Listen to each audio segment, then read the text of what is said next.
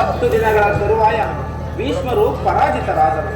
ಇನ್ನೇನು ವಿಜಯ ಸೂರ್ಯ ಉದಯಿಸಿದಂತೆ ಎಂದು ಭಾವಿಸಿದ್ದೇವೆ. ಆದರೆ ದ್ರೋಣರ ಚಕ್ರವ್ಯೂಹವನ್ನು ಕಂಡು ನನ್ನ ಆಸೆಯವು ಭಂಗವಾಯಿತು. ಅಣ್ಣ ಧರ್ಮನಂದನ, ಚಕ್ರವ್ಯೂಹದ ದ್ವಾರ ಬಾಗಿಲಿನಲ್ಲಿ ಸ್ವತಃ ದ್ರೋಣಾಚಾರ್ಯರೇ ರಕ್ಷಣೆಗಾಗಿ ನಿಂತಿರುವರು. ಅವರನ್ನು ಜಯಿಸಿ ಆ ವ್ಯೂಹವನ್ನು ಭೇದಿಸಲು ಯಾರಿಂದಲೂ ಸಾಧ್ಯವಿಲ್ಲ. ನಿನ್ನೆ ದಿವಸ ನಾನು ಸಹ ಪ್ರಯತ್ನ ಪಟ್ಟು ನಿರಾಶನಾಗಿ ಹಿಂತಿರುಗಬೇಕಾಯಿತು. ಅನುಜ, ಈ ಸಮಯದಲ್ಲಿ ಕೃಷ್ಣಾರ್ಜುನರು ಇಲ್ಲಿದ್ದರೆ ಚೆನ್ನಾಗಿತ್ತು. ಅರ್ಜುನನು ವ್ಯೂಹ ಭೇದ ಪದ್ಧತಿಯನ್ನು ಬಲ್ಲವನು. ಹೌದು ಅಣ್ಣ, ಶ್ರೀಕೃಷ್ಣ ಹಾಗೂ ಅರ್ಜುನರು ಯುದ್ಧ ರಂಗದ ಮತ್ತೊಂದು ಪಾರ್ಶ್ವದಲ್ಲಿ ಸಂಕ್ಷಿಪ್ತಕರೊಡನೆ ಯುದ್ಧ ಮಾಡುತ್ತಿರುವರು. ಅವರು ಶೀಘ್ರವಾಗಿ ಬರುವುದು ಅಸಂಭವವಾಗಿದೆ. ಹಾಗಾದರೆ ಇದಕ್ಕೇನು ಉಪಾಯ ಭೀಮಸೇನ? ಅಗ್ರಜ, ಇದಕ್ಕೇನಾದರೂ ಒಂದು ಉಪಾಯವನ್ನು ಅತಿ ಶೀಘ್ರವಾಗಿ ಮಾಡಬೇಕು. ಇಲ್ಲವಾದರೆ ಈ ಪಾಂಡವರಿಗೆ ಪರಾಜಯ ಖಂಡಿತ. ಇದೆಂತಹ ಮಾತು ದೊಡ್ಡಪ್ಪ?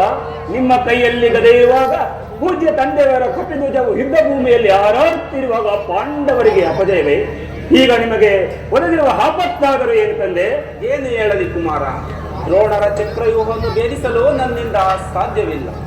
ಕೃಷ್ಣಾರ್ಜುನರು ಯುದ್ಧ ಭೂಮಿಯ ಇನ್ನೊಂದು ಪಾರ್ಶ್ವದಲ್ಲಿ ಯುದ್ಧ ಮಾಡುತ್ತಿರುವರು. ಅರ್ಜುನನೊಬ್ಬ ಮಾತ್ರ ಬಲ್ಲನು ಯುದ್ಧ ಚಕ್ರವ್ಯೂಹ ಭೇದ ಪದ್ಧತಿಯಲ್ಲಿ.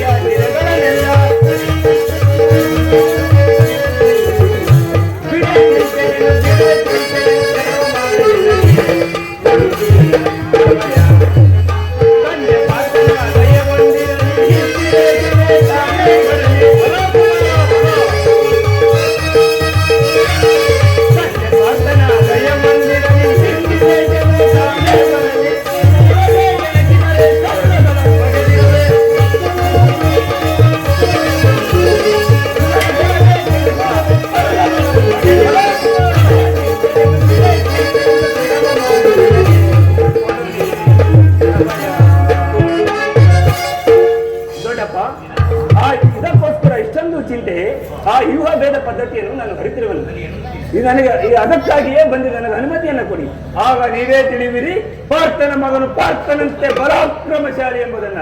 ಬಾಪು ಕುಮಾರ, ಬಾಪು, ಈ ನಮ್ಮ ಪಾಂಡವರ ವಂಶಕ್ಕೆ ನೀನು ಕೀರ್ತಿಯ ಕಲಶ ಅಭಿಮನ್ಯು. ಕುಮಾರ ಅಭಿಮನ್ಯು, ನಿನ್ನ ಈ ಉತ್ಸಾಹವನ್ನು ನಾನು ಅಭಿನಂದಿಸುವೆನು.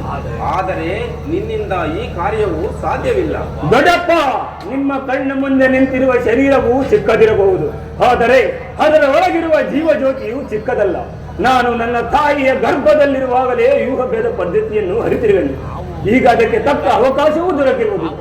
ವ್ಯರ್ಥ ಮಾಡಬೇಡಿ ತಂದೆ, ನನಗೆ ಅವಕಾಶವನ್ನು ಕೊಡಿ.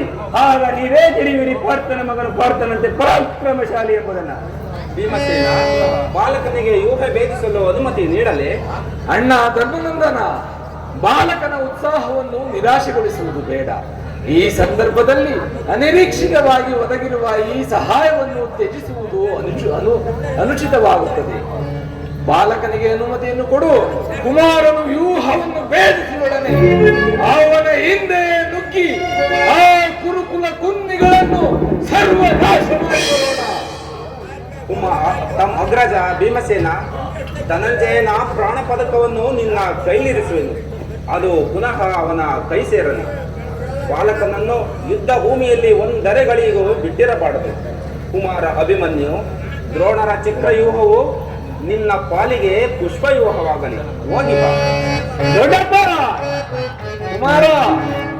ಬಳ್ಳಾರಿ ಪುತ್ರರೇ, ಈ ಭೂಲೋಕದೊಳೆನ್ನ ಪರಕಮಲ ಬಳ್ಳಾರಿ ಪುತ್ರರೇ.